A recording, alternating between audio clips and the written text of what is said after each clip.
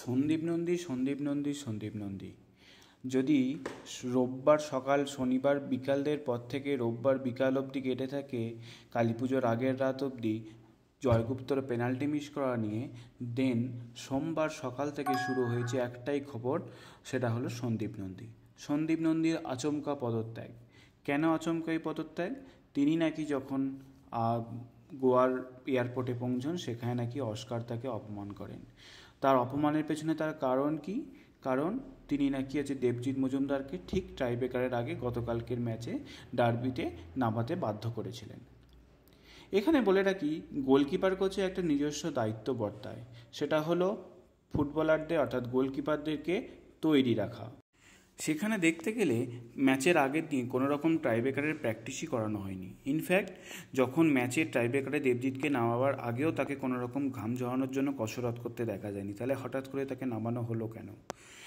গিল যখন গোটা ম্যাচটা দায়িত্ব নিয়ে আত্মবিশ্বাসের সাথে ভালো খেলছিল, তখন তো তাকে সঙ্গে সঙ্গে তুলে নেওয়ার কোনো দরকার ছিল না।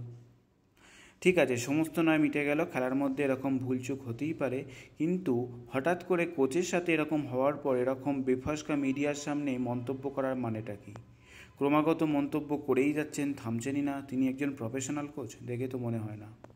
এরকমভাবে যদি চলতে থাকতো তাহলে তিনি ফুটবলারদের তৈরি করার পেছনে জোর দিতেন। ভেতরে কি, কে কোথা থেকে বাইট, কি সত্য মিথ্যা সেসব যাচাই করতে নাই গেলাম, কিন্তু ম্যাচের আগে ফুটবলারদের তৈরি করার দায়িত্ব থেকে তো তিনি দায়িত্ব এড়াতে পারেন না। কোচ যদি ফ্রাস্ট্রেশন থেকে তার ওপর রাগের যদি ব্যবহার করতেই থাকে, তাহলে সেটা কোচ করতেই পারে, কারণ পুরোটা প্ল্যানিংয়ের সাথেই চলছিল।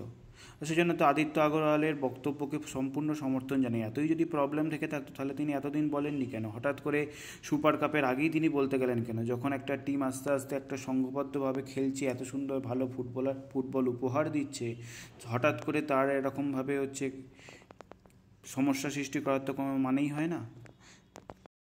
যাজ্ঞে শনিবার থেকে শুরু হচ্ছে সুপার কাপ। প্রথম ম্যাচই হচ্ছে প্রতিপক্ষ ডেম্পো।